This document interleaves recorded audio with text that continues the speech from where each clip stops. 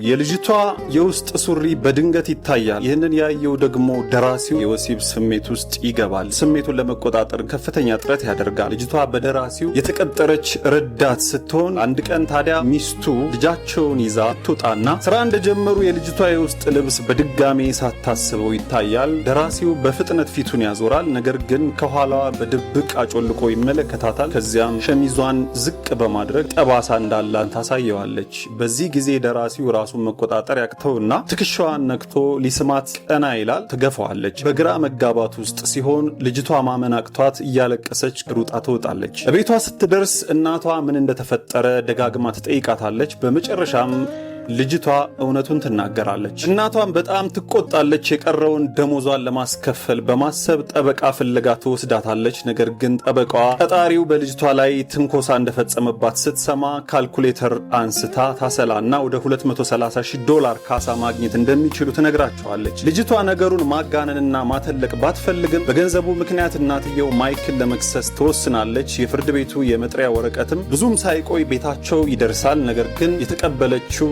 ማይክ ሚስት ነበረች። እሷ አስቀድማ በከባድ የድብርት ህመም የምትሰቃይና የተረጋጋች ሁና ለመቆየት በመድኃኒት የምትተማመን ሴት ነበረችና የመጥሪያ ወረቀቱን ስታይ ባሏ ከሌላ ሴት ጋር ግንኙነት እንዳለው በማሰብ አእምሯ መረበሽ ይጀምራል። በዚህ መጥፎ ስሜት ውስጥ ሁና ልጇን ሻወር እያጠበች ሳለ ህፃኗ ማስቸገር ትጀምራለች። ሚስትየውም ራሷን መቆጣጠር አቅቷት በድንገት የገዛ ልጇን ትገድላለች። ወደ ህሊናዋ ስትመለስም ያደረገችውን መቀበል ስለሚያቅታት ብዙ መድኃኒቶችን ውጣ የራሷንም ህይወት ታጠፋለች። ማይክ ተጣድፎ ወደ ቤት ሲመለስ ሚስቱ ሙታ ያገኛታል። በጠረጴዛው ላይ ያለውን የመጥሪያ ወረቀት ሲያይ ሁሉንም ነገር መገንዘብ ወይንም መረዳት ይጀምራል። የሞተች ልጁንም ሲያገኛት አምርሮ ያለቅሳል። በፍርድ ቤት የሽምግልና ሂደት ወቅት ልጅቷ አስቀድማ እዛው እየጠበቀች ነበረ። ሚስቱና ልጁ እንደሞቱበት ሰምታለች።